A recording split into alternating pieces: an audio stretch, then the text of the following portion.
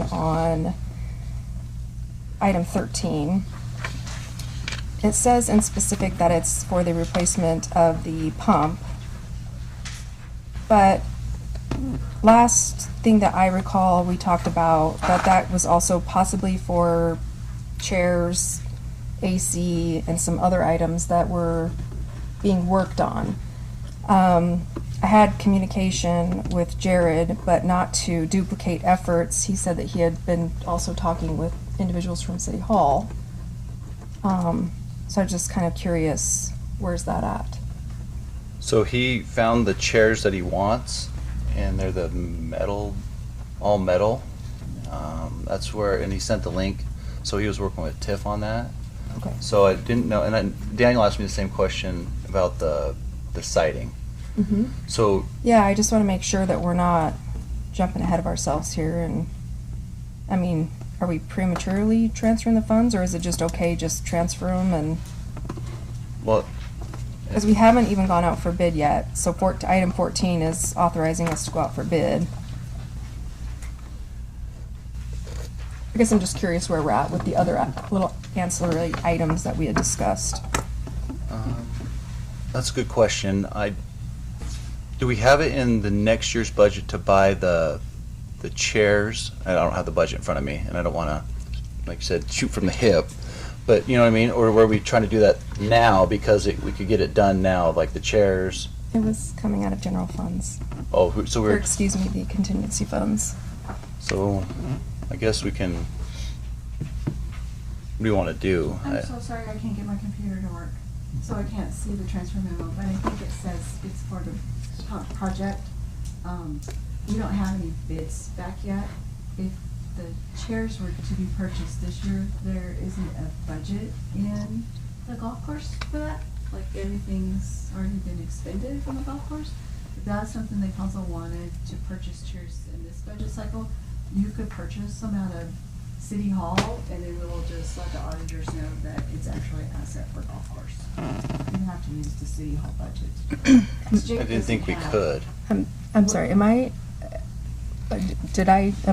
off base? What, I thought that was coming out of our contingency funds. We were all putting it all together? So, Was I not there? Was I there? I don't know. Did something happen that I missed? So council, what do you? I'll start with Councilman Harder. Or unless you have it, you know, like where are we at, Councilman Harder? Or Councilman Workla? Thank you. Yeah, so your letter of $297,873, I just want to make sure, because you didn't put the date of what fiscal budget that was coming out of. So was that the contingency money for this fiscal budget, or is that the money that's coming out of general funds from the? Here. I'm just going to read the memo. Here, I'm so sorry. It's all My right. computer It's is right here. zero help for me. Here. Let's see the purpose.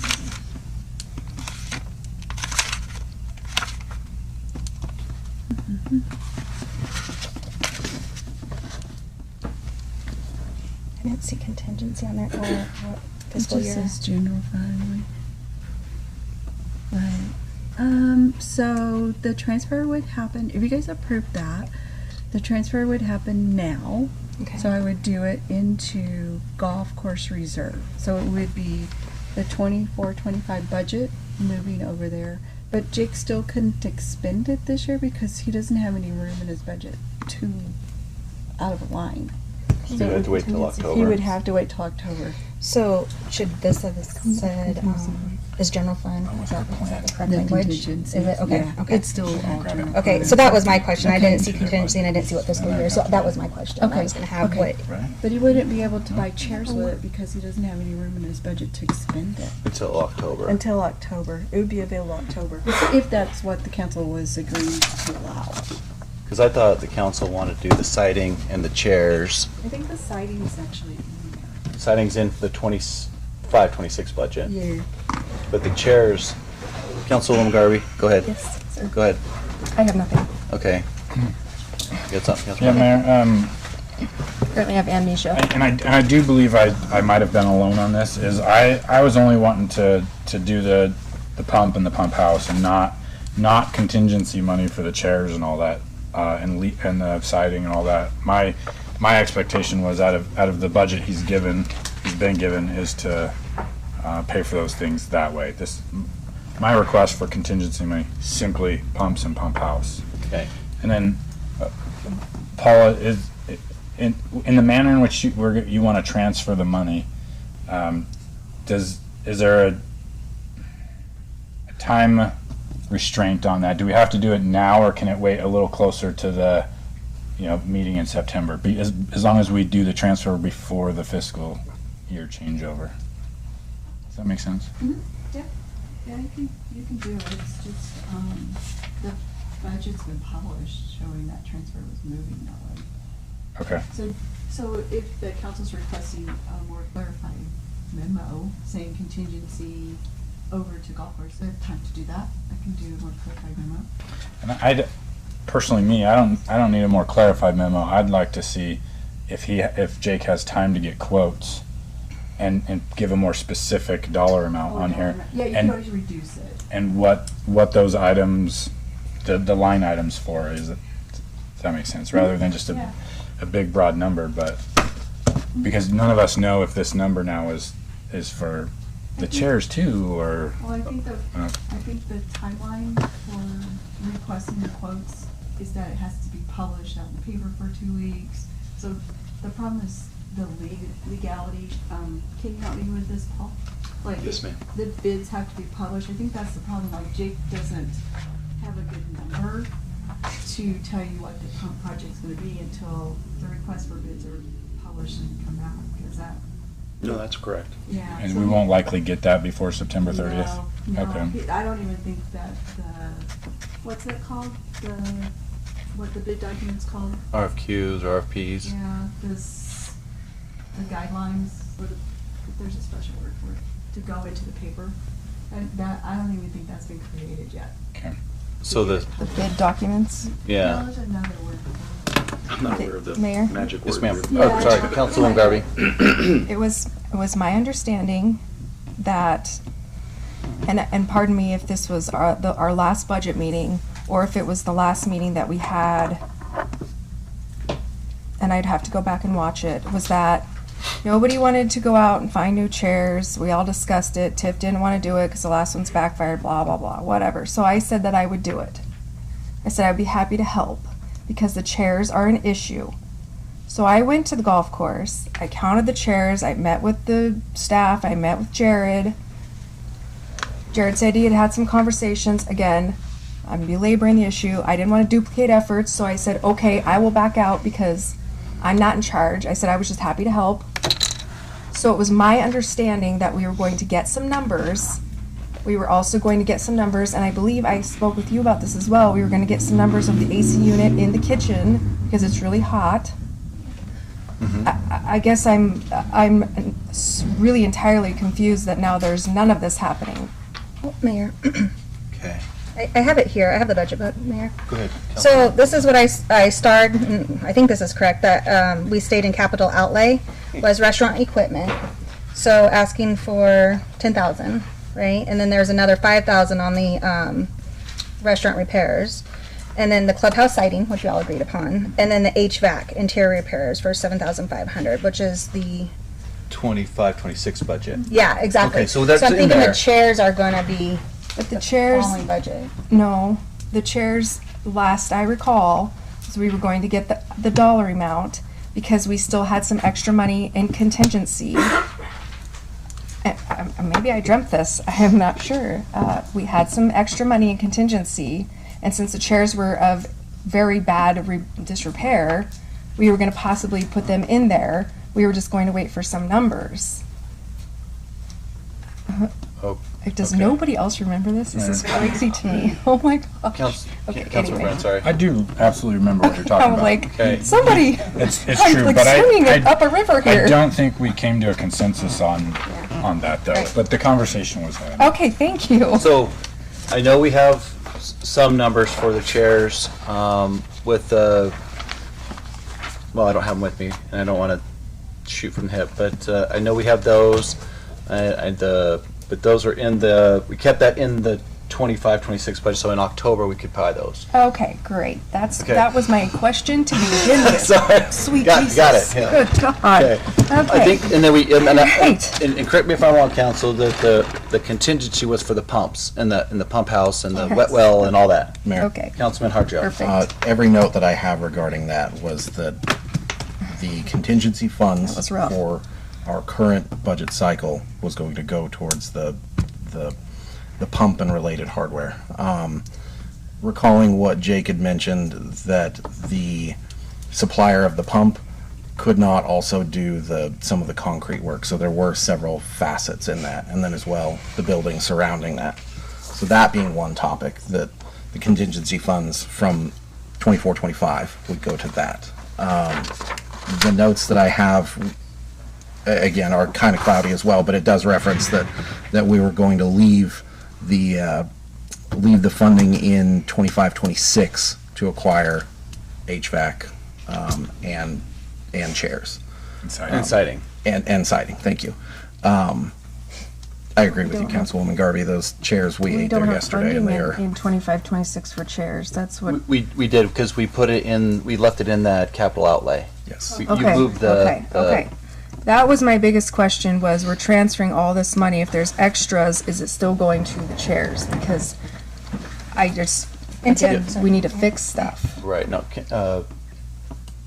Councilman Workla, sorry. And to me, there's no extra in contingency for this year because we're still pulling a big chunk from next year's budget out of the general funds. It was our goal just trying to get that 522,000 number down. Oh, there's no extra, yeah. right, quite Extra's the wrong word. significantly. Sure. So yeah, that's Okay, all right. Okay, Sorry, that was all right. a very long question on Sorry. the consent agenda. All right, council, any other questions on the consent agenda? Hearing, Mayor? Councilman Brennan? Yeah, I'd like to pull item 18 off. Okay. And then just, I also identified 13 and 14 to talk about. We're all in agreement now of it. This item is strictly for the pump project, pump house, wet well, right? Yep. Okay, We have now. perfect. So that'd be my only request at this time, is to pull item 18. Okay. All right. Council, do I have a motion to approve the consent agenda polling item 18? Mayor, Councilman Harjo? I'll make a motion to approve the consent agenda as printed, pulling item 18 and noting Councilwoman Garvey's recusal on the bill run, item number 5. Do I have a second? second. Been motioned and seconded. Any further discussion? Mayor, I Councilman. totally forgot one. Go ahead. Could we have Dale come up and see here? Yep, And come on, just give us a quick, Overrun, or overview. Come on, Dale. let everyone know who he is.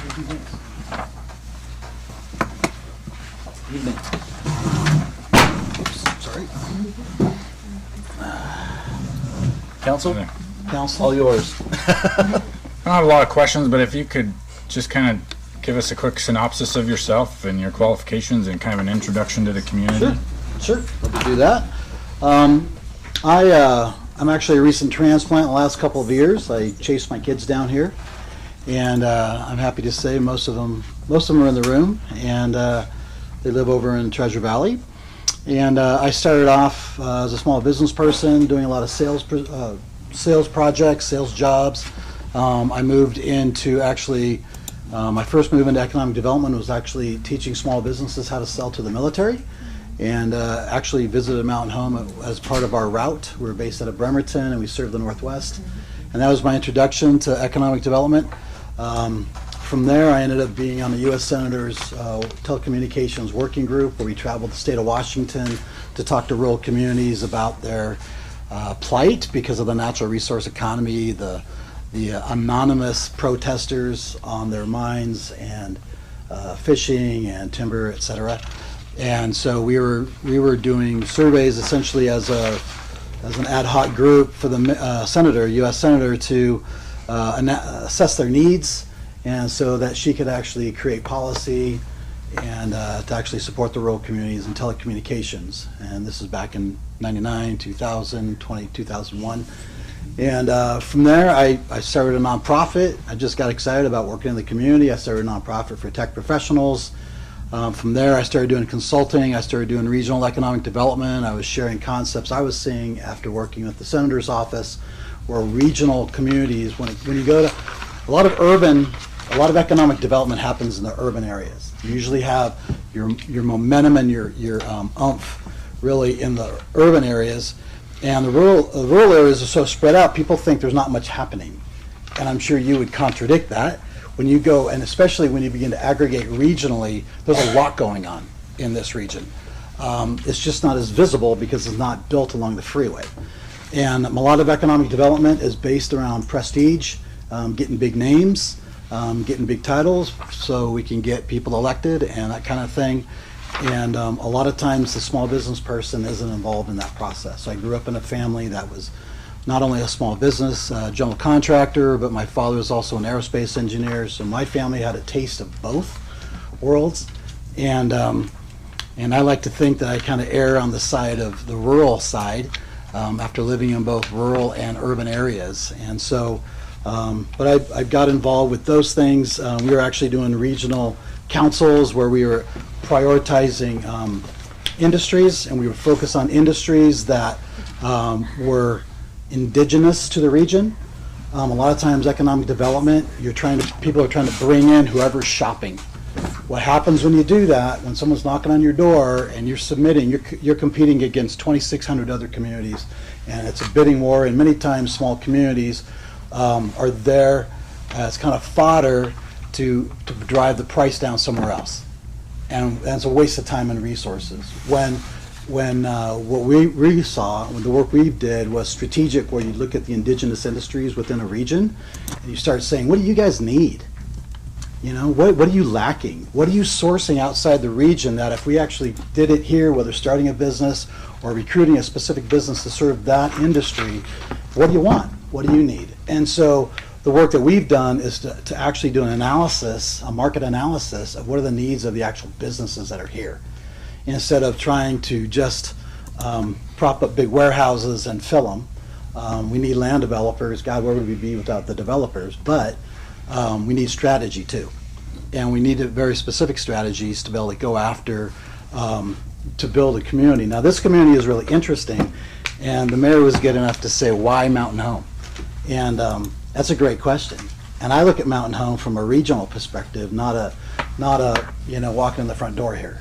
Mountain Home sits in the middle of an Air Force base, which I'm familiar with working with the military, so that's really comfortable for me. And also sits north of Twin Falls, where you have a lot of world-class manufacturers, food manufacturing, which again, an indigenous, business and industry to southwest Idaho. And then, of course, we have Treasure Valley. Those are three markets that we can work on and basically draw from and draw resources and sell to them, essentially, and identify opportunities that they're lacking. And most economic developers don't do it this way. They're always looking for who's knocking on our door. And it's like, there's already people knocking on the doors. It's like we need to go find them, not wait for them to show up. And so I could talk for 4 hours, but I'll cut it off with my last position before I moved down here. I was 4 years with Pacific Northwest Aerospace Alliance, and in that alliance I actually went out. It was the first time that this nonprofit, that was a membership organization for Boeing aerospace manufacturers and serving the Boeing supply chain, and we had no representation from Boeing on our board. Very intentional, because we wanted to be, we didn't want it controlled by Boeing. We wanted the manufacturers to have a place that they could actually be open and honest, right, and work together and build their community. So we, as a part of that, our whole business was built on membership dues. And what I introduced was an industry cluster concept, which again is the strategic concept, where you go out and you start working with the players. In this case, I worked with a lot of CEOs and asking them, what is it you need? What are we lacking? A lot of times they went into workforce and training and different things, but just creating and facilitating conversations to bring those people together so that they could create solutions. And so I discovered 25 years ago that if I could bring a process to a group of professionals, we can actually make some things happen, because a lot of times people are chasing their own rabbits, right? They're all busy doing their own things. But if we can bring a group together with a focus, we can actually bring a transformational effect in communities, and we've seen it. And so it's not economic development that is waiting for someone to knock on the door. Well, of course we respond to those things. It's really having a strategy. It's knowing our community and going out and finding out what do they need and what are the businesses they need. Because right now there's businesses in this community and in Twin Falls and in Treasure Valley that are sending money outside of the region, and that's a constant bleed. And so the way I look at economic development, the first thing you got to do is identify the bleed of money that's here and sourcing resources, services, products outside the region. And can we do a market analysis to actually capture that business? And that's money being spent today, right now, this month. And that's our local market. That's serving our indigenous economy. Instead of trying to bring in new things, I believe in bringing in new things. I'm looking at an Air Force base, and I'm looking at an airport, and talking to friends about MROs, maintenance repair operations, that are really great revenue sources for communities, and great skill sets. And we have a great skill set coming off the Air Force base that needs a good place to work. And so there's strategies, and I'm looking at the assets. Mountain Home's rich, and I think there's a lot of opportunity. I could go on and on. Do you have any questions? Mayor. Councilwoman Workla? Wow. That was great. Thank you. Yeah, because we didn't receive any bio or resume or anything like that. Oh. I think that's why Councilman Brenda may have asked you to come forward, just so you can introduce before we, vote on you coming in. But thank you. Sure. That was amazing, and I agree with a lot of what you said. So Okay. appreciate that. Good. All right. Are we good? Yeah, thank you. These are pretty easy. Hey, just wait. Yeah. Wait till next meeting. All right. All the It's, grant report I was looking for was specifications. We don't- so it's been motioned and seconded. Any further discussion? Hearing none, I'll call for the question. Councilman Workla? Aye. Councilman Harjo? Aye. Councilman Brennan? Aye. Councilman Garvey? Aye. All righty. Run down to old business really quick. Action item, deliberation decision regarding Idaho Power's easement request. I think I saw Paris come on down, Paris. And you brought a friend? I did. I love to bring friends with me. Hi, Mayor. How are you? Good, you? Good. Do you need us to state our address for the record? No. just- Okay. Who do you got? Who's your friend? This is Steve Smith, so he is going to be our project manager for the Bennett Mountain expansion. Mr. Mayor, members of the council, thank you. New with Idaho Power. Very new. All right, council. Okay, Mayor. Councilwoman Workla. So we received your email saying that you're unable to provide an annual or one-time payment for the Correct. transmission structure of the easement. Will you explain that, please? Yeah, absolutely, Mayor, Councilwoman Merkla. So Idaho Power has a franchise agreement with the city of Mountain Home. That franchise agreement explicitly states that that is to be the sole payment to the city for the ability to use kind of the city property. Road right-of-way is typically where you see that, but other public places are also included explicitly in that agreement. So we spoke with our legal counsel and determined that we are kind of within the bounds of that agreement to rely on that as the payment instead of trying to enter into an additional payment above and beyond that franchise agreement. Mayor. Councilman Brennan. Ma'am, elsewhere on our agenda tonight was a land lease in which you're offering payment for. What's the difference there? So one is for an easement. So that's what the transmission line is, for an easement. Again, easements are kind of, and that use is covered under the franchise agreement. The lease is a little bit different. I mean, it's a lot more area that we're occupying versus kind of an easement's one structure. So again, we're utilizing that entire laydown yard, and it's otherwise unusable for the city during that time that we're using it. For the leased ground, it's unusable for us? I mean, I guess I would consider it to be, right? We're going to have facilities out there unless you feel differently. Our intention is to gate and restrict access because it will be all the critical equipment used for the Bennett expansion. So, intention is to use the majority of that 21 acres that has been discussed as parcel C in the exhibit. So in reality, it's a short-term use, Very right? short. The lease is for like 5 years, one year with 1 year five with 5 extensions. extensions. Our intention is to use it for 3 years. Okay. And so for a short-term, large chunk of ground, there's a monetary offering, but for an easement, which is perpetual forever, of which you'll have real assets on the ground, I don't know exactly what they are, transmission lines, it looked like, That's correct. then there's nothing. It is a little bit confusing, I will certainly agree, but that's kind of what that franchise agreement is intended to cover. I just don't think that the franchise agreement is intended to cover a situation where Idaho Power is taking up a large piece of property that is otherwise unusable. And again, if you think about a lot of where that franchise agreement comes into play, it's typically along road right-of-way. So, you know, you've got a road, we're kind of just on the outskirts of that. This is slightly different because it's just city-owned property, so it's kind of in that public place piece of that legislation and that agreement. Paul, Yes. what's your take on my comments? I do not know without reading the franchise agreement what that entails. I have not read that Okay. before now knowing that. I respectfully disagree about what is and is not quote-unquote usable property for the city and as to what can be a part of a lease, so that's all. But I don't know without having read all that. And I'd have to go read that franchise agreement. Is that a specific agreement with our city, or is it like one you use for every city? It's the same for every city, so it is, and it's pretty statutorily driven. I mean, there's a lot of specific state law about what those franchise agreements can include, the terms and whatnot. So, but it is the same with every city. Sure. I probably shouldn't say this, but I struggle sometimes with Idaho Power and Mountain Homes working. There's certain times that I got to sit in on one of your meetings. It is very generous and gracious. But there's other times in like where we're trying to do our downtown stuff and Idaho Power refuses to come to the table to help us bury our power lines.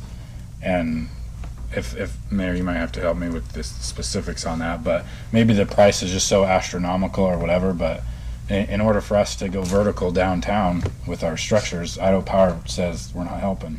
Yeah, and I can certainly appreciate that concern. And from our perspective, we consider ourselves to be an overhead utility. So overhead's kind of our standard, and underground is, if you will, like kind of the upgraded version of what facilities could look like. The challenge for us is if we do something like that in one community, we have to do that in all the communities that we serve. And obviously, if we have one town, that wants to try and underground facilities, and we end up having to pay for that, that then means that all of our customers share that, and it would put upward pressure on rates. And similarly, again, if we do that in one community, we look at having to do that in all communities. So that's really where, again, we kind of try and stay laser focused on being an overhead utility. We do have the ability to place those facilities underground, but again, that upward pressure could get really kind of significant if we were to do that across our service area. Okay. That's the challenge for us. Unless any other council members have any questions, I think it would be smart to table this topic until legal has time to review that franchise agreement, so we can get his perspective on The that. franchise agreement actually set out how much the cost was for obtaining the easement. So it's not necessarily a cost per easement, it's a flat fee that's assessed on all customer bills within the city limits. So I believe for the city of Mount Home, I believe it's 1%. So 1% is a pass-through from all the revenue that's collected from customers in this area, and then that gets passed through to the city of Mount Home. And then you believe that the 1% flat fee can obtain, does it define the easement? It doesn't define particular easements because it's kind of more broadly, it's more broad in nature. So it will say road rights of way, public places, etc. But it doesn't specifically define where those easements exist. So a blanket franchise agreement that sets a 1% rate gives Idaho Power purportedly an easement over whichever ground that it wishes without a meets and bounds description. Well, no, where we it is still in the city? we still have to obtain the easement, which is why we're having this discussion. So But we it's still for have, free? but there's not necessarily a payment component that goes along with that. Yeah. I will be. Cities don't I have would be to have happy a. to read it. Yes, understood. Cities don't have to have a I'm franchise. kind of not agreeing with you at the Yeah, moment. that's understandable. We'll get, and we're happy to connect you with our legal counsel as well. Lovely. Yes, but I think that the big thing is Who is it? Pat Harrington. Yeah, I know. Okay. Many years. Yes, Pat's been our franchise agreement expert for a good long while. The city doesn't have to have a franchise fee is the only other thing I was going to add. So, cities do. There are cities in our service area that don't have a franchise fee, and so there is no pass-through in those communities. Okay. Mayor. Council. I was just wondering, for you guys to figure out your information on the franchise agreement, is 2 weeks for the next meeting too soon, or do we need to push that out? That's plenty of time for us. Yeah, I mean, I have to get a hold of it. Whoever has it. I just sent it to you. I was just going to say, excuse me, Mayor. Councilwoman. Yeah, that's what I was going to say. I don't believe we've seen it either, just FYI. And so my question was, in lieu of an easement, if we extend you guys the lease opportunity, are you able to do what you need to do to have your full build out? Do you need the easement to do what you need to do? So they're totally separate projects, Okay, is what I okay. would say. So the easement. So I don't think we have the full picture, I guess. Yeah. Well, and that's fair. And again, I would consider these to be like fully separate Okay, all right. situations Yeah. and fully separate. There's, other than the fact that they're both with Idaho Power, they're completely unrelated. Excellent. Okay, So we've thank got just to clarify, we've got an easement that we're requesting Mm-hmm. from the city that's on city property for, I believe it's just one transmission structure. Sorry, I know that's not your project. One transmission structure. And then separately across town, because that's going to be over by our new sawmill station that we're building. Yes, okay. Separately across town at the Bennett Mountain, the land, the 10 acres right next to Bennett, that would be for the laydown yard that's Okay. just directly south of the property that we now own. Yes. Okay. Yes, exactly. Okay. All right. So separate, Okay. just with Idaho That Power. makes things easier. I was like, what is going on here? This doesn't Yeah, make sense. fair. And Thank my you. apologies, I did not ask, so I should have clarified. Councilwoman Workla. So I'd like to make a motion to table old business number 1 regarding Idaho Power's easement request to the next council meeting. Second. It's been motioned and seconded. Any further discussion? Hearing none, I'll call for the question. Councilman Brennan. Aye. Woman Workla. Aye. Councilman Harjo. Aye. Councilwoman Garvey. As it relates to the franchise. I'll run down to items. Thank you. Items that were. Thanks, Paris. Correct. Thank you. Thanks, Steve. Thank you. See you. 18th. 18th. No. Yeah. No. No, Sorry. not the 18th. It'd be the 26th.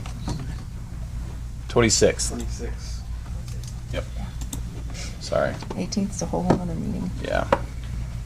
All right, action item, deliberation decision to approve resolution 15-2525, or sorry, 2020.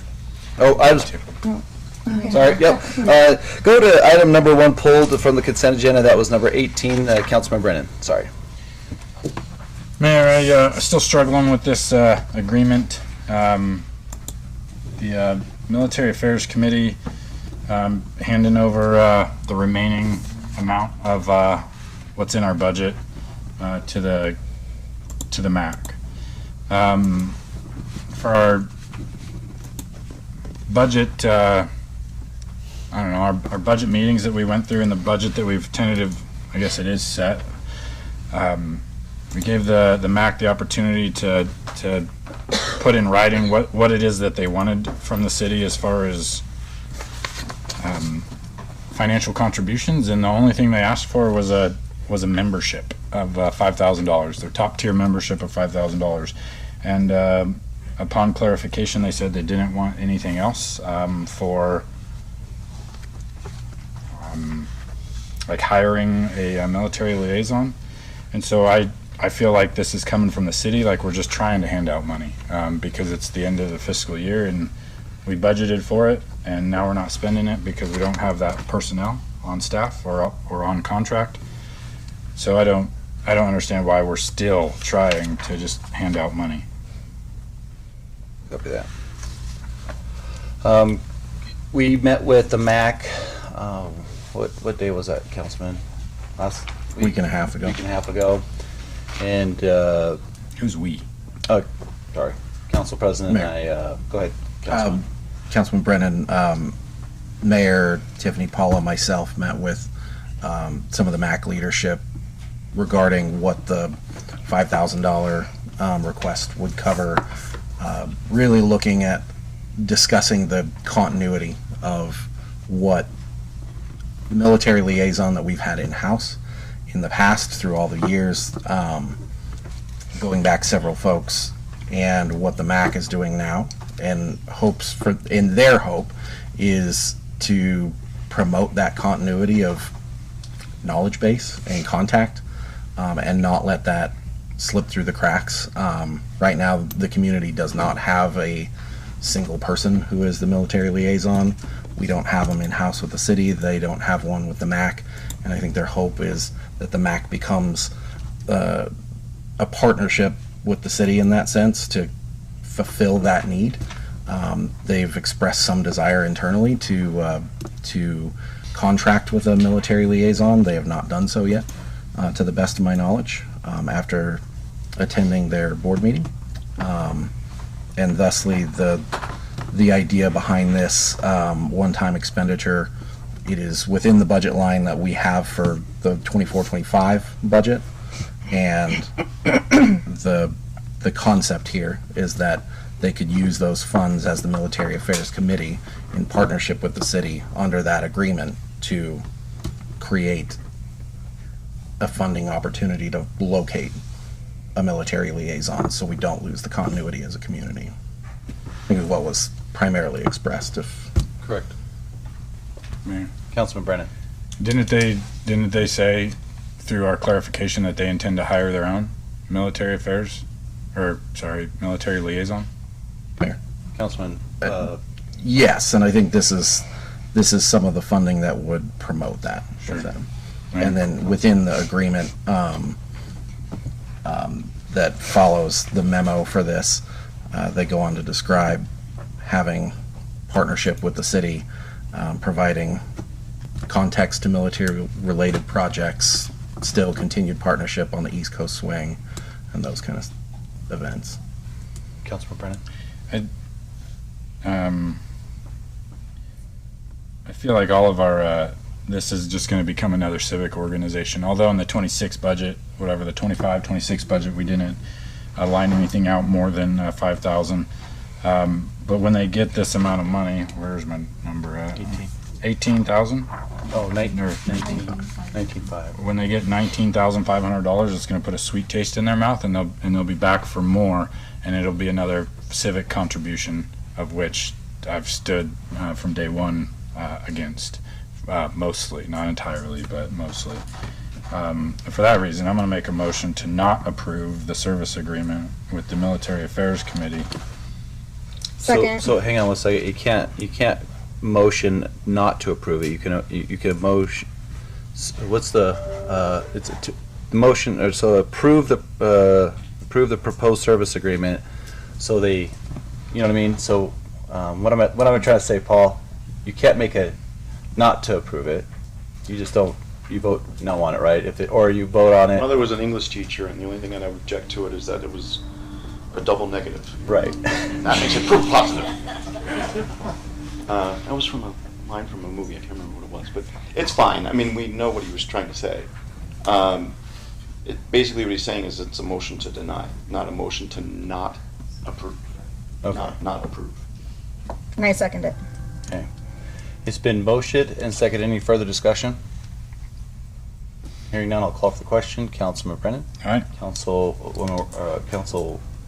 Member Workala. Aye. Sorry. Councilman Harjo. I see the purpose in what the partnership would bring under this, and to lose sight of the continuity, I'm going to vote nay. Councilwoman Garvey. Nay.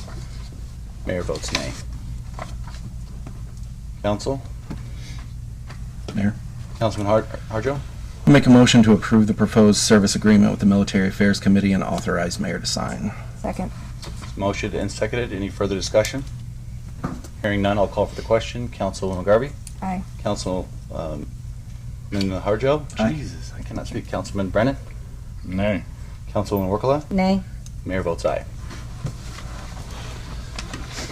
All right, new business action item number 2, deliberation decision on resolution 15-2025R for new pool fees for Parks and Recreation.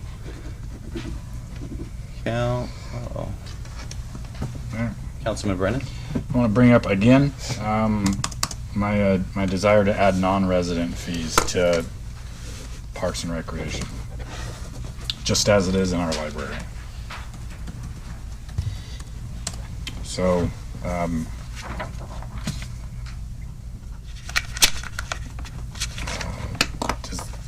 does the council need recommendations for what I want, like a dollar amount for each item on this memo for that? Do I need to go through that, or? Let's hear what you think. Okay, let me pull that up here.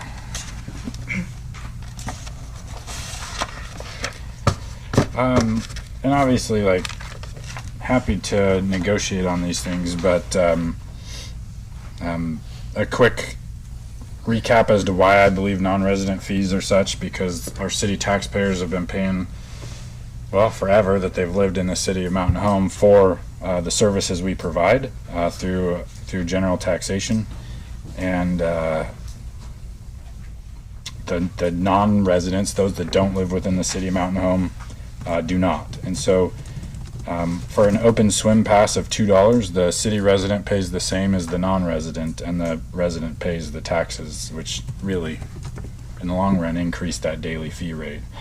So my recommendation would be something to the effect of open swim for residents $2, $3 for non-residents. Group swim lessons $20 for residents, $30 for non-residents. One-day pool pass $2 for residents, $3 for non-residents. I'm putting a 1.5 times calculation on these numbers, and I won't put it on all of them. The next one is a private pool party, because that's just going to be one person's name. Has no effect on how many or who the people are that are attending the party. It's whoever makes the reservation, I would imagine. Same thing with the private pool party after 9:15. The themed pool parties. The new fee recommendation is for resident, non-resident $6. Individual swim lessons for resident $125. So 1.5 times whatever that is. I'm not doing that on the top of my head. And then the individual season pool pass $65. Same thing. And then in addition to that, I'm simply going to object to the family pass for 4 people. I haven't had any staff from City Hall sell it to me as to why bigger families get it for cheaper, and I'm all ears. I'm willing to listen to that. But if you have more people living under one roof, you get your family pass significantly cheaper.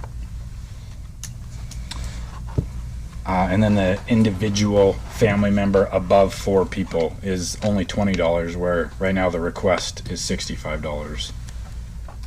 So this is simply one resolution here. It's not the entire Parks Department or the entire Recreation Department, but this is what's before us today. So I would recommend a 1.5 times rate for non-residents.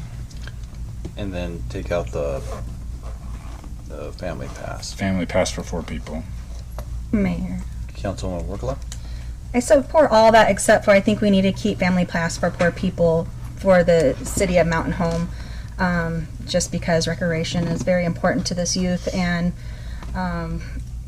again, it's not the most wealthiest community, so I think we need to keep that low. But the others, for the non-residents, they do have options. There's Boise, there's Glens Ferry, there's the base. So they do have other options than here. And I want to make sure that we're not in the red. It's hard to say because this is our first year of an operation. But I would agree to that increase on just those. So you're saying open swim, group swim lessons, one-day pool pass, lap swim, theme pool parties, individual swim lessons, individual season pool pass. Mhm. Okay, I would support that. Mayor, Councilman Harjo? I have a couple quick questions. First for Paula, in terms of revenue projection for 25, 26. We didn't project these things into that if we were to add those. Will that create any struggles for us? No, they'll just have extra revenue. Okay. The pool is paid for with mostly property taxes. Follow-up question, Paul, regarding the fact that we've had to fulfill the statutory steps of public hearing. I believe we had to publish these fees in the newspaper for at least one cycle, perhaps two, I forget. Will creating additional fees at this juncture create any legal issue for us? What do you mean by additional fees? In terms of Non-resident. creating non-resident fees that are not a part of this menu board of fees that we have had the public hearing for? And we haven't advertised for non-resident fees. Therefore, non-resident fees would be a new fee. Is that not correct? And a new fee requires notice in a public hearing. Yes. Councilman Brennan, I 100% agree with the sentiment, the concept. I myself would be willing to hit the reboot button, rewrite these to meet that need. I agree with non-resident fees for this. It will, however, restart the process of public postings and public hearing. Okay. Mayor? Councilwoman Garvey? So I posed this question before and it's been asked again. So hypothetically, you've got little Junior and he's going up to the pool and he's all excited and you live in the county? Well, I don't know where I live. I got my $2 here. I think we need a plan in place that that we need to probably talk to the Parks and Rec and the pool people before we do that to our little kiddos who really don't, I don't know. Yeah, come help us out here. Is that gonna work? So, thank you for inviting me up first. The big problem that I see with it is people walking up to the door, exactly like what you said, okay? It takes quite a little while, especially in the very beginning, when we've got a line a block and a half long. Yeah. I might exaggerate that a little bit, but to get them through. Now we're gonna have to stop them. Where do you live at? Yeah. What's your address? Yeah.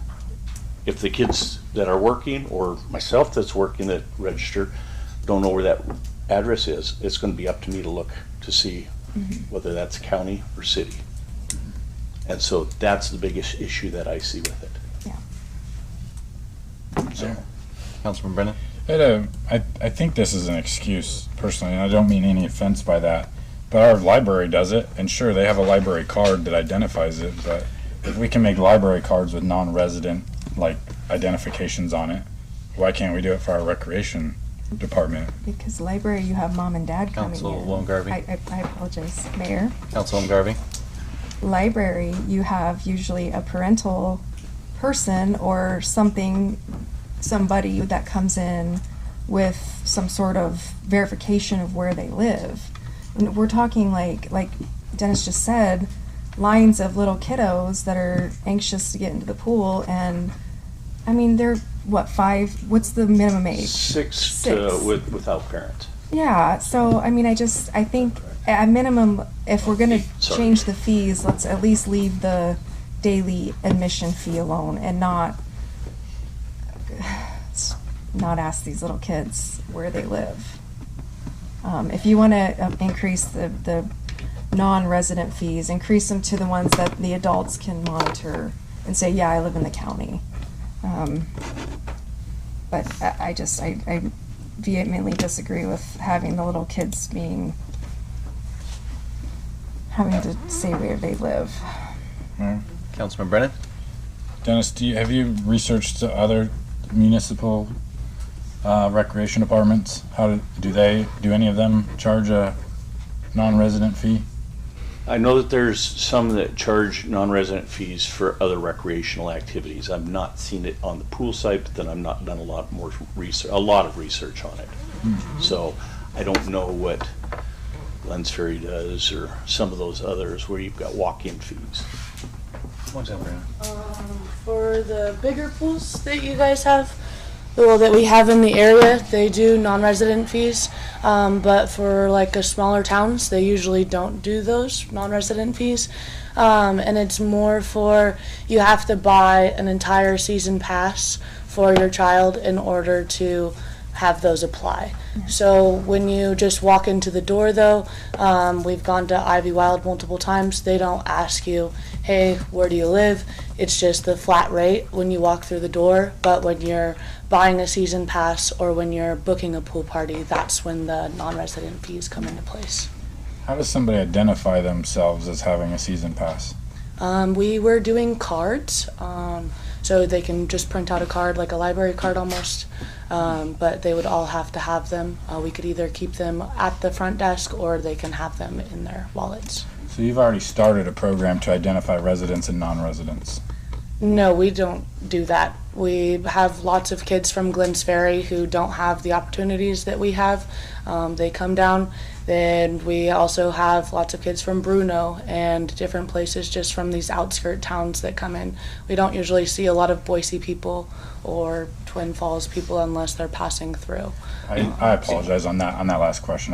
I totally You're was okay. wrong with my question. Oh. You have a for somebody that has a season pass, which it was That's a very for- short-term thing, right? Yeah. So if for those few people that jumped quickly and bought a season pass before it was authorized, you provided them with a card, We did. and they have to bring that card with them to the pool. Bring it, just or says- we would yeah. just leave it at the pool. Is it a laminated card? Yeah, Yes. it's just a piece of paper and it says their name and their parents' name on it. Doesn't have an address or anything like that. No. So But you're making cards, and it's identifying the person as Correct. having a pass. Does it have their picture on it? yes, it does. Yes. And that's Sounds- for the people who wanted to buy the season pass. But a lot of families, they can't afford it and they're scrounging for a lot of change and they come up with all their pennies to pay for open swim. So it just depends on who your crowd is. Okay. To me, it sounds like an easy transition. A little more work on your part to get it set up. Once they have it, then they have it. You know? And if you have a card file there that you're willing to, hey Johnny, yep, here's your pass. You're admitted. Go ahead. On the season passes, Right. Just for the season passes and the pool reservations. but your So walk-in daily fees. Like Of for hydro, $2. yeah, for all those different things. And for swim lessons too. Because Glens Ferry's lessons were full and we had some kids move over to ours. And when ours were full, they moved over to theirs. And the base pool wasn't really teaching any as well. So it was just kind of like the only pool that had lessons. So, So on the season pass, it would be easy to identify resident versus non-resident. yeah. Yes. Mayor, this resolution's already gone through publishing. Yeah. Is that right? So you want to, council, do you want to republish with the new fees plus new non-resident fees? Keeping the open swim at the 2, just going off of what Brianna and Dennis are saying, but then all the other ones do the 1.5 multiplier for non-residents? Does the city have a specific map that shows exactly what's county and what's not? I'm sure that they do. Getting on Google Docs or Google Maps is not the best way to do it because we have some kind of islands in the middle there that, all these people get the resident fees, but these people don't. So we're gonna have to be able to figure out a way to look that up and say, nope, you are non-resident because you live in Mayor. the purple zone or whatever. Sure. Mayor, Councilman Harjo? Dennis, yeah, we do have that on the city website under departments. There's you go to Public Works, there's a link to interactive maps that pops up there, and the default setting for that shows the city limits poly outline. It's very helpful. Not to jump up past you here, but Shasta, is that how you guys do it at the library still? Okay. So that's a resource that is available if that time comes. So Councilman Brennan? Sorry. I'm willing to go along with this. Tiffany asked us to move forward with this so that we could get it going for the remainder of our season. So I won't object to passing this, but if you're so willing, I'd like a commitment from whoever's willing to get it on our next agenda, a non-resident fee schedule for parks and recreation. Okay. Anybody willing to honor that? Good. Yes. Yeah. Councilman Garvey? Good. Mayor? Councilwoman Garvey? No, I don't agree, but we'll have to have another public hearing, so I don't agree. I know that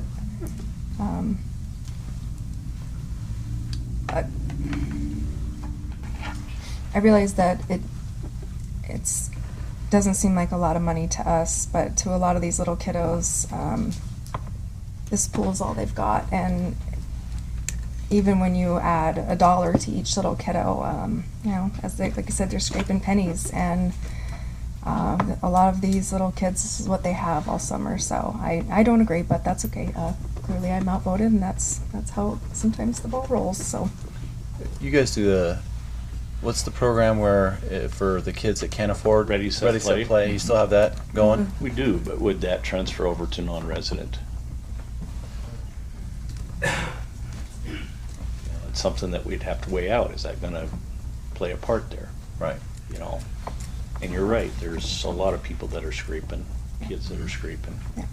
And we get a fair amount that come to get the Ready, Set, Play.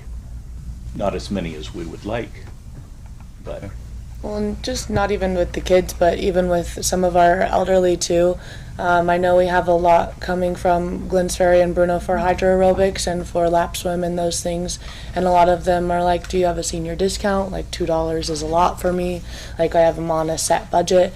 And so it's the community that we live in. And I just want to accommodate to all of them rather than just who we have living in city limits. I is my understand where you saying. guys But are yeah. at too, but I guess I'd like to encourage as many people in our,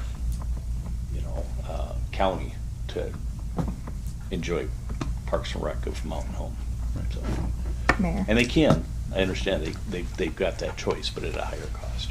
Councilwoman Garvey? I just was going to add just one little last. Recreation is so important and not easy to come by. And so, like you said, you have elderly coming from Glens Ferry, Hammett, Bruno.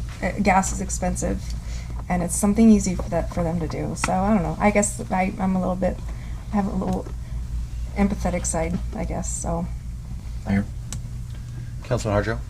Councilman Brennan, would you entertain the concept of addressing this? I know the pool's kind of targeting like a mid-October close. Would you be open to setting out that publication and public hearing for after the current season? Target like an October time range? I'm okay with starting it. I'd like to start our discussions earlier than that. Okay. Like a go live date, so to speak. I'm fine with that down the road, but I think we could probably all agree that we're not all going to agree very quickly on all of these things. And I said I'm open. I'm open ears, and I really mean that. Like maybe not every single line in every fee-based recreation program or parks rental needs it, but that's what I'm hoping for us to have that discussion as to maybe what does and what does not. Understood. All right. So council, with the fee schedule set before you, are you copacetic of doing this one today, knowing that you'll have the non-resident fee come back and for those discussions? On the next agenda? You want on the next agenda? To start, absolutely. Okay. I'll make a motion, Mayor, I'll make a motion to approve the resolution 15/2025R for new pool fees for Parks and Recreation. Second. It's been motioned and seconded. Any further discussion? Hearing none, I'll call for the question. Councilwoman Garvey? Aye. Councilman Brennan? Aye. Councilwoman Workla? Aye. Councilman Harjo? Aye. Okay. You, Daniel, you put down this agenda to have a discussion. All right, Thank you, You guys. Thank you, council. Thank you, mayor. Thank you. run down to action item number 3, deliberation decision regarding draft resolution regarding 50/50 sidewalk repairs. Council? Mayor? Councilwoman Garvey? I believe that I probably obviously started this with Chris. Chris, I appreciate you bringing this forward. I just wanted to, my biggest thing on this is just that it's a true actual sidewalk repairs and not, what was perceived in my mind was a little bit of a favor that aligned right to somebody's front door, and probably was not the case. It was probably just me overthinking it, but I appreciate you bringing this. It does help out a lot of people, and it does protect our citizens. It's a great program, and I appreciate you bringing this resolution forward. I did want to ask for some clarification. It's not ADA ramps? Or is it, does it also include ADA ramps? Because it doesn't really say anything about that in here. You're good. The intentions, first of all, I want to clarify, Tiffany and I put this together, she did most of it, Yeah. so Tiffany gets Yeah. most of the credit. Okay. Thanks, Tiff, Able to- wherever able you to are. Identify any sidewalks, ADA ramps, anything that Okay. is in the residential or commercial corridor. Yeah, it's intended to be all encompassing, which is the way we've always ran the program. Okay. That's the intention. Okay. Mayor. Councilman Brennan? Chris, just a clarification question. This program's been around for a long time. Is this a new typed up resolution to make it formal? Yeah, Mayor, Okay. there was never any formal guidance Okay. before, so smartly, we were asked to provide written guidance, this is what that is. Perfect. So, and we'll build, in our current open gov, and when we go to Civic Plus, we'll build an application, and I've already talked to Gene Palmer, our street superintendent, and what will happen is we will actually, they will make the request, we will take photo documentation to show, yeah, this wasn't me, going to my next door neighbor and saying, hey buddy, I got this program, well, it doesn't qualify, so Sure. we'll make sure everything qualifies. And I wrote it specifically that the mayor is designating, which would be your Gene, I would assume. We'll actually do all that before we push it out there. That would be all out the public, totally transparent, everybody will see what was done. And a follow-up, everything in our ordinance and building code specifies 3 different things, usually a sidewalk, a curb, and a gutter. Are we incorporating all of that or simply sidewalk only? We look at it as one.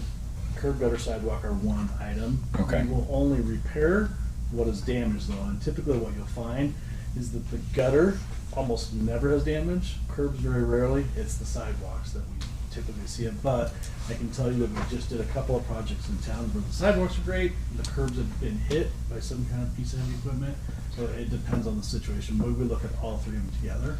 And most of our roads are concrete, sidewalk, curb, and gutter, and then asphalt on the actual road, so. And so ultimately, the mayor's designee will decide if the curb and gutter also needs replaced. Can we, my request then would be, can we put that language in here, sidewalk, curb, and gutter? Through interlineation?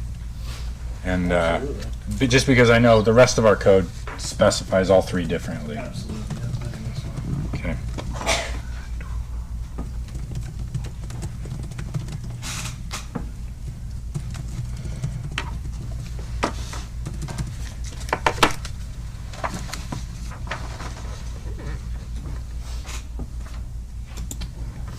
Councilman Brennan? I guess I'll make a motion to approve the draft resolution regarding the 50/50 sidewalk repair.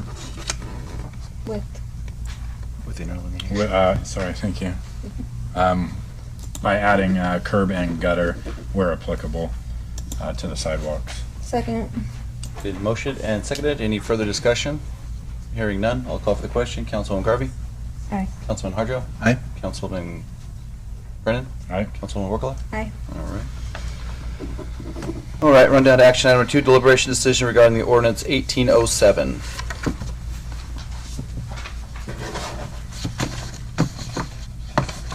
Mayor? Councilwoman Garvey. Okay, so if I am reading this correctly,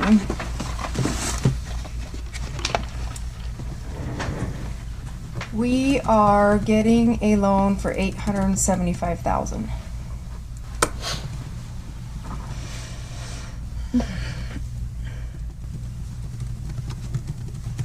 Oh, is that a question? I'm sorry. No, I mean, yes or no. Okay, Somebody, I don't know, anybody. yes. Thank you. Principal amount 875, bond shall be dated issued. Okay, so, and we are going to put approximately $62,000 in reserves with Umpqua Bank. Okay. Yes or no? I'm looking here. I didn't draft this. Should I get Adam Christensen on the phone here? Or no, what's his name, Cameron? Probably. Let me I'm gonna put this on recess really quick. Go grab. All right, well then I'm gonna go use the restroom while we're on recess. Then you have Cameron's. Oh, I have it. Understand what the council just did. Where? On 18. We should have shared it and certainly come down. They have contract with an individual. Correct. That individual terminated the contract. Yes. Was there a substitution Have an clause in the office number contract? for Cameron. Otherwise, that contract's void.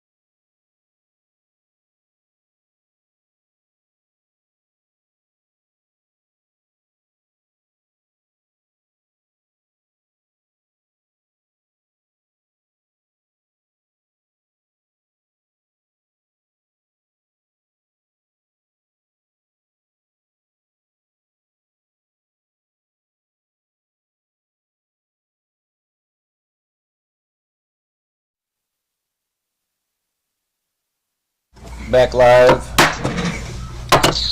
Tell me when you're ready, Daniel. Go for it. All right, Councilwoman Garvey, Cameron Kisner, Clearwater Financial. Hi Cameron, how are you? I'm doing great. Good. I'm great as well, thanks. So, hey, I have a couple questions. On this, we just got this today, and so I just wanted to go over, I have a couple, the amount of the bond, so we're taking a loan for $875. Correct, yes. Okay, and it looks like that Umpqua Bank is requiring us to put $62,000 in reserves with them. correct, yes. Okay, and have we determined where we're getting that 62,000 from? Yep, so the source of that is from a combination of things. So the bond amount itself, and then you also have prepaid assessments. So what people have already paid, for the utility. And then there's also proceeds from the previous interim warrant included in that as well. So the combination of all those things will fund the project. So first and foremost, it will also pay off the previous warrant, and then it will pay all costs associated with the financing, including that reserve fund. I think probably important to note on the reserve fund is that that's money that will be held in reserve, in the event that the annual assessments aren't sufficient to make debt service. The city has, funds available to make those payments whole. And then any of that reserve that's left over at the end of the financing, those funds will roll back to the city. So hopefully that answers your question. Yeah, so can you tell me, do you have an idea of how much that you think will be left over that will roll back over to the city? So the requirement is that reserve is maintained. So every year, if there are funds expended out of that, the annual assessment will pay for the debt service, and then if there's any deficiency as those revenues come in, they'll fund that back up. So there should be that exact amount available at the end of the financing. Okay, so it's just a break even then, it sounds like. Yeah, so that money doesn't go away. It's just there to make sure you're secure. The payments are going to be whole, and then at the end, it's exactly. It's there for the city. Okay. Okay.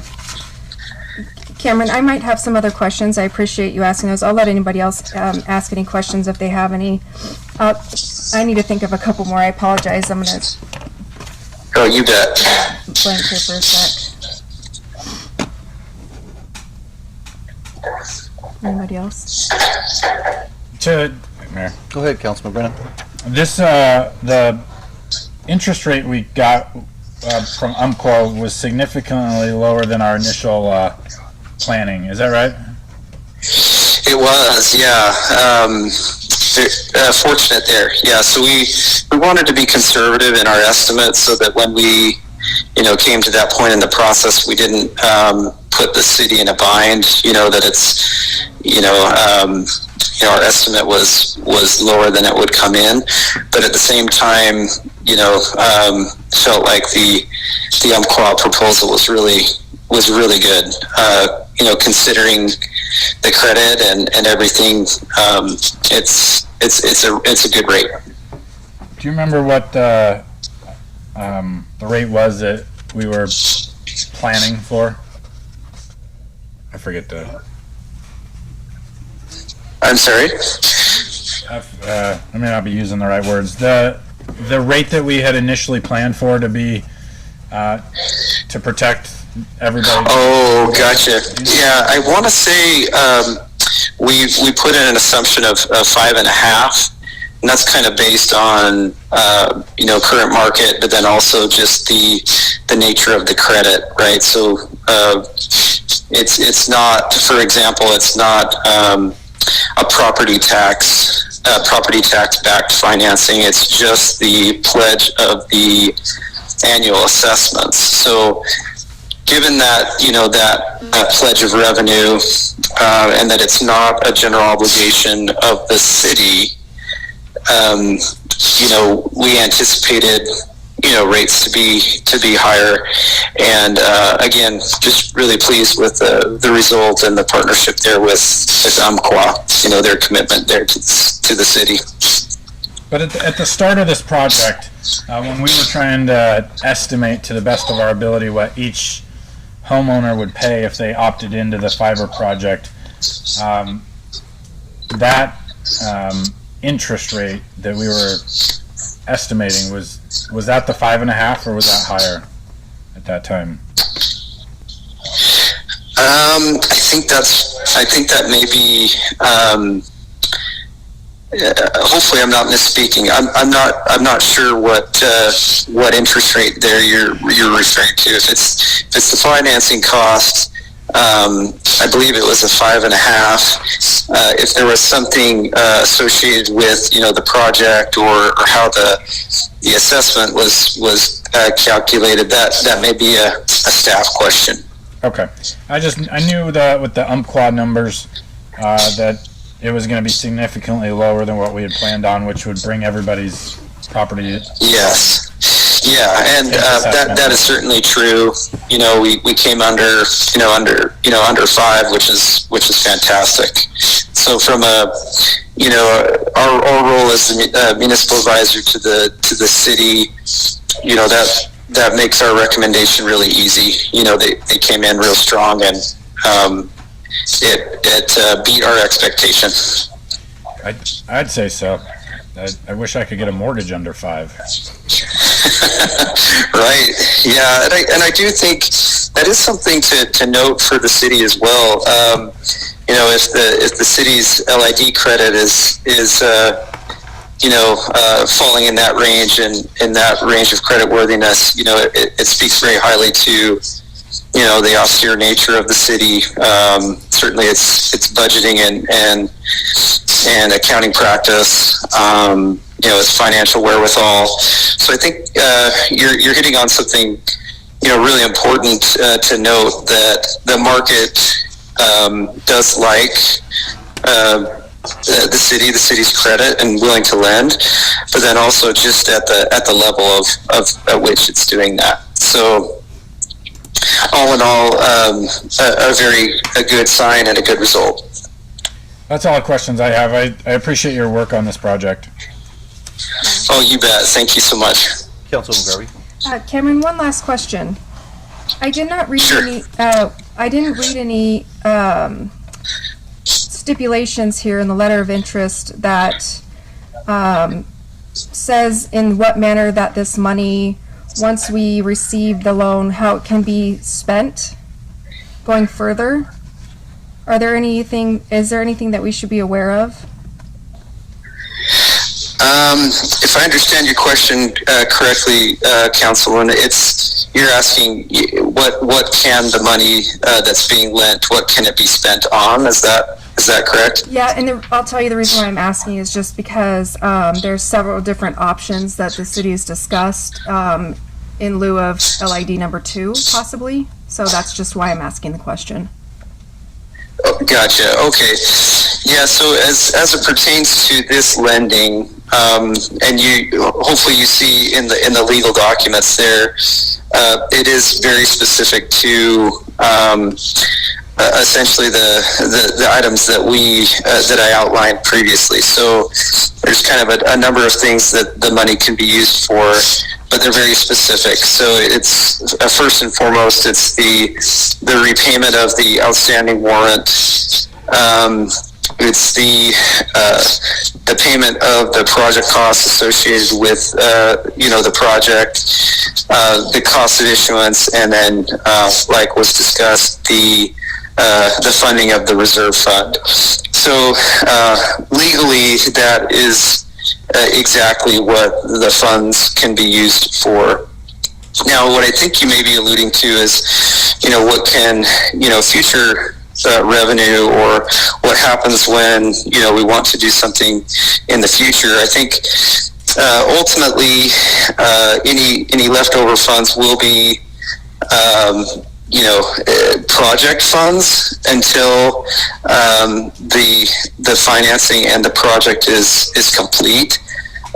Certainly after that point, they become discretionary. So assuming that there is anything left over, and that was as was discussed with the reserve fund, those would become discretionary. So hopefully that answers your question. Yes, thank you very much. All right. Council, anything else? So Cameron, I appreciate you taking our call after hours. No problem, Mayor. Always a pleasure. Anytime. Anything else for Cameron, Council? Okay, I know he's jumping into another meeting, so Thank you. Thank thanks. you. All right. Thanks so much. Have a good night. Take care. Bye-bye. So action item on decision reading regarding ordinance 1807. Mayor, Councilman Harjo.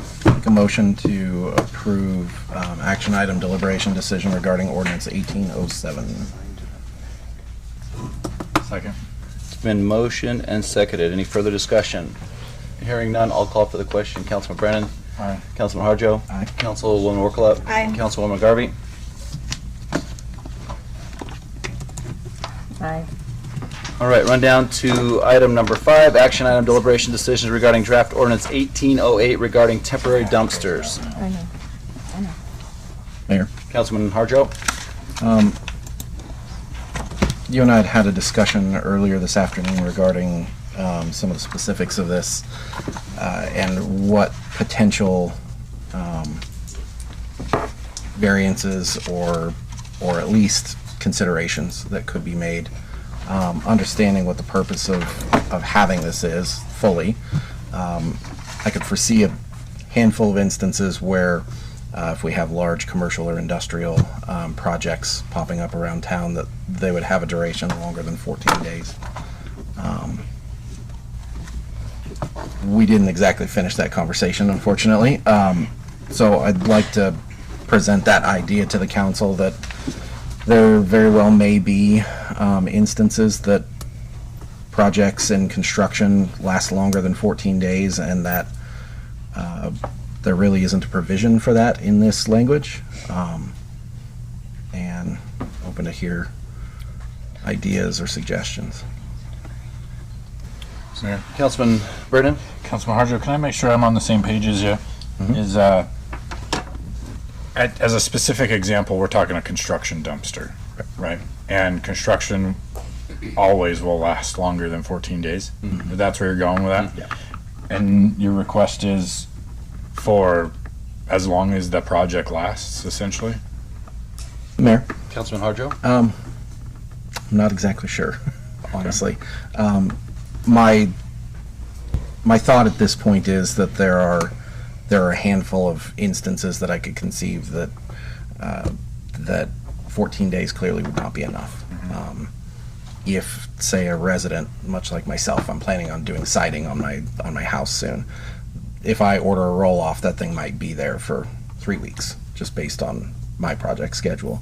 This language doesn't really provide me an opportunity as that citizen to come in and ask for an extension beyond those 14 days or have any other avenue. It does allow me the opportunity to go through a different vendor for that roll-off, but not necessarily anything beyond that 14 days.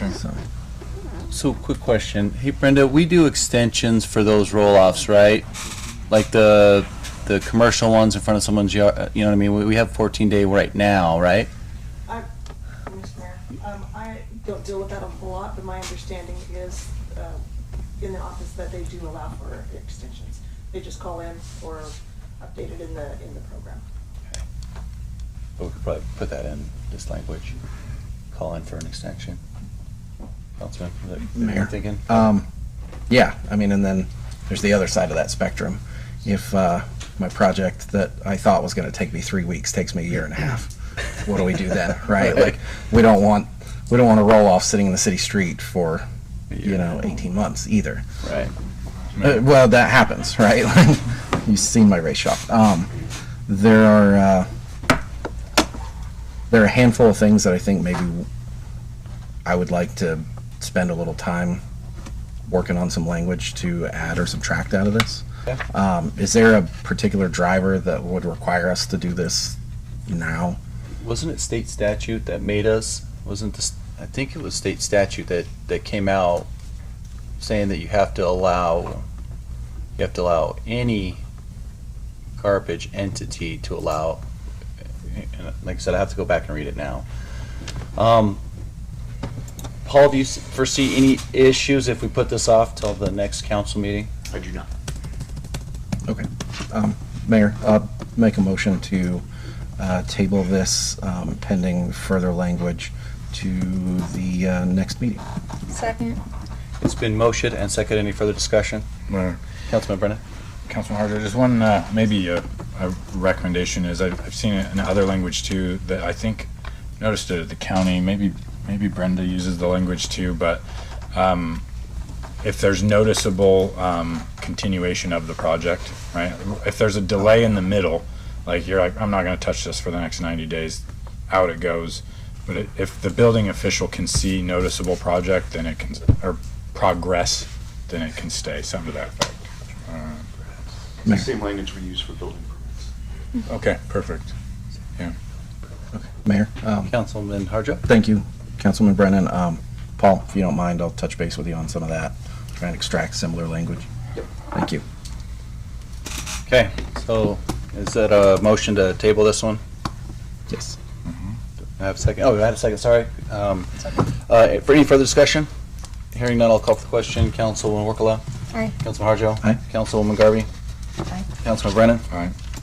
Run down to ordinances. Number 1, Ordinance 1807, authorizing the issuance and confirming the sale of fiber optic local improvement district number 1, bond series 2025.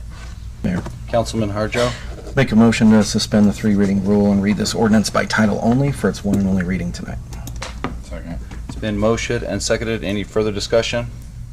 Hearing none, I'll call for the question. Councilman Harjo? Aye. Councilwoman Workla? Aye. Councilman Brennan? Aye. Councilwoman Garvey? Aye. Daniel, please read the ordinance. It's a long one. Ordinance number 1807, fiber optic local improvement district number 1.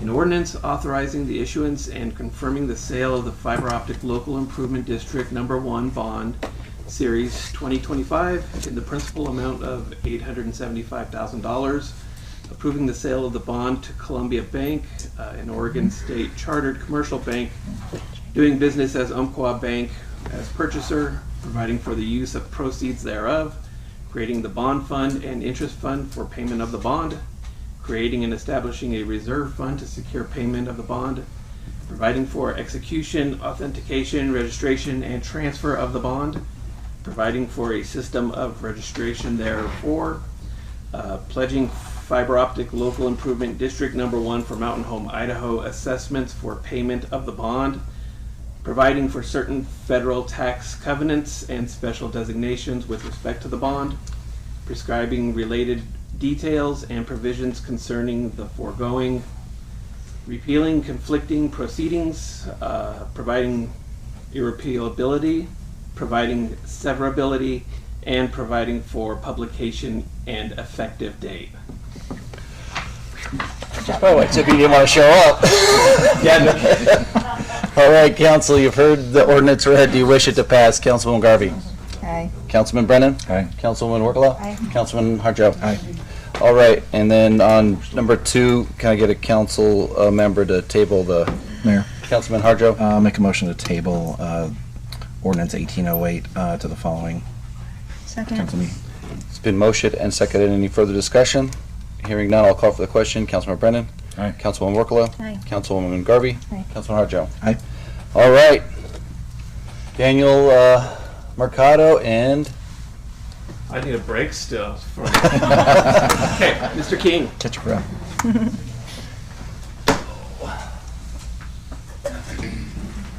all right, Chris, you got to move. Yeah, but slide this out of the way.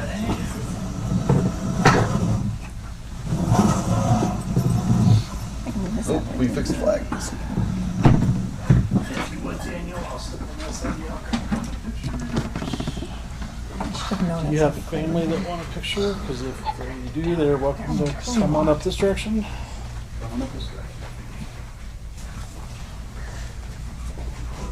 Okay, so paparazzi ready? Okay. All right, Dale, so you're going to do the oath of office. To just raise your right hand and repeat after me. Okay. I, Dale King, I, Dale King, do solemnly swear do solemnly swear that I will support the Constitution and laws of the United States I will support the Constitution and the laws of the United States and the Constitution and laws of the state of Idaho, and the Constitution and the laws of the state of Idaho. and that I will faithfully discharge I will faithfully discharge all the duties of Economic Development Director all the duties of Economic Development Director for the city of Mountain Home, Idaho, according to the best of my ability. for the city of Mountain Home, Idaho, to the best of my ability. Congratulations. Thank you.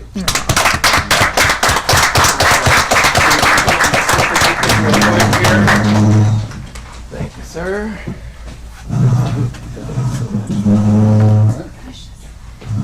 Okay. Thanks, sir. Congratulations, Dale. Congratulations. A second to burn that, sorry.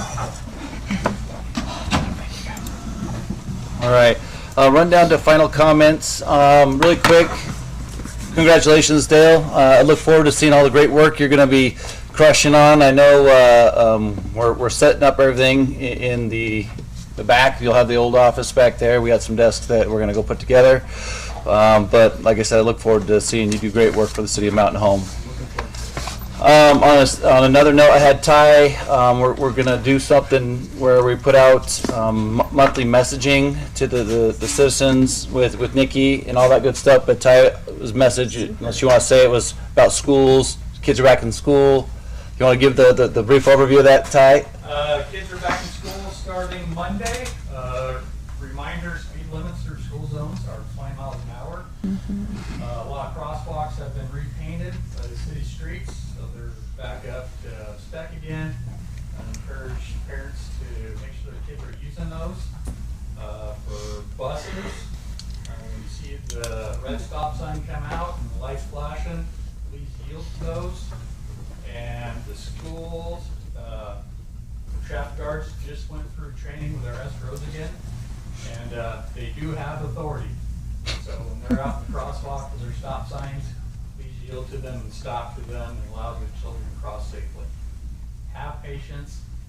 Traffic was really backed up. I know parents were really excited to get their kids back to school, but everybody just be prepared. About an extra 5 to 10 minutes in the school zones.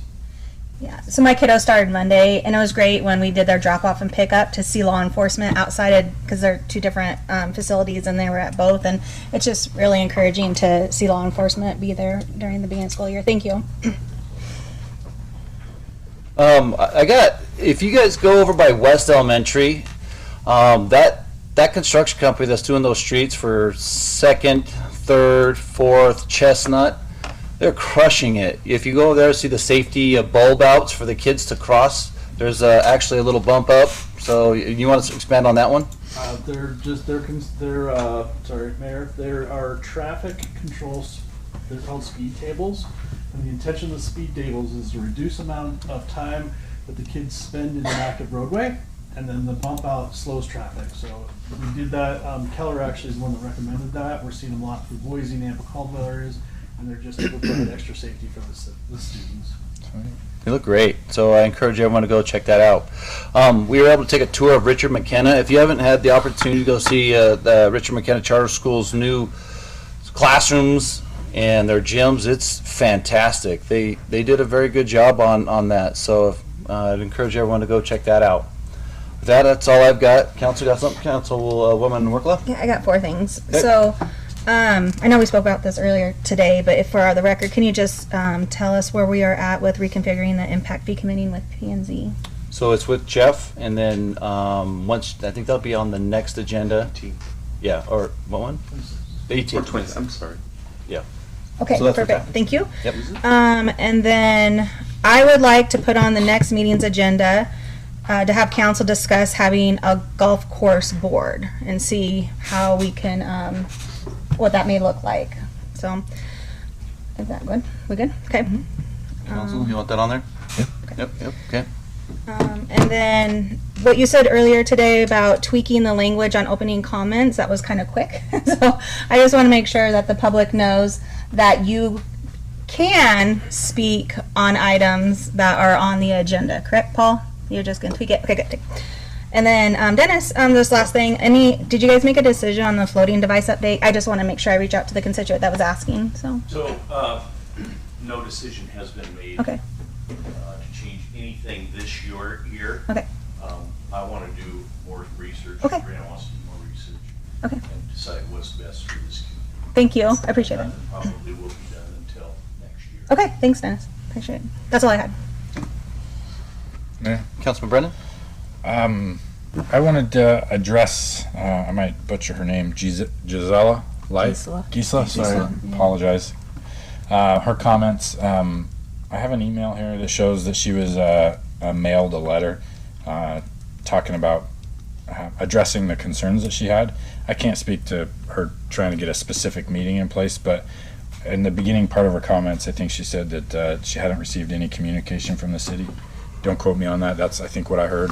And I do have a letter in front of me dated July 31st that was sent out to her addressing some of her comments about annexation. So, just so that's on the record, that's all. Yeah. I'll call her tomorrow and set up a meeting. Okay. Mayor. Councilman Harjo? Chief Moore, really quick, I wanted to go over the memo from Brian Reed regarding the overdraft and repair and maintenance to vehicles. In that budget line that we're going to be pulling from, do you anticipate any other expenditure out of that for the rest of the fiscal cycle that might put that line at risk? Mayor, Council, no, we're in a control deal. If something can happen, it can happen, but in terms of our regular maintenance stuff, we're comfortable with where we're at. And pulling that other line, we're prepared to do it in the event that we have some emergency arise. Okay, wonderful. I just wanted to make sure that you're in good hands financially. Okay, thank you. All right. Sorry, one more thing. Go ahead, sir. In regarding the memos for Chris, we talked about it earlier. You wrote us a memo saying that there was a project that's coming in under the $50,000 city purchasing policy. The documentation you provided us has three distinctly separate prices that total greater than $50,000. Can you tell us all why or what you intend to do with that? So Mayor, sorry. Go ahead. On the asphalt quote, the way that PSI quotes us is it's an a la carte. We pick and choose the items that we do versus what we're gonna pay to do, and we took the line to remove the existing asphalt and pep the ground out because we have the capability of doing that. Perfect. Which brings it down to that under $50,000 threshold. Okay, so just for the record, the city is gonna do the asphalt removal. Absolutely. Perfect, thank you. Executive session? Mayor, Councilman Harjo? make a motion to enter executive session pursuant to Idaho Code 74206, Section 1, subsection F. Second. It's been motioned and seconded. Any further discussion? Mayor, Councilman Harjo? may I also add subsection C to that? Second. Okay, it's been motioned and seconded. Further discussion? Hearing none, I'll call for the question. I'm sorry, I'm not here. Councilman Harjo? Aye. Councilwoman Garvey? Aye. Councilwoman Brennan? Aye. Councilwoman Workla? Aye. All right, executive session. Paul. Real quick, I want to show you this real quick. Before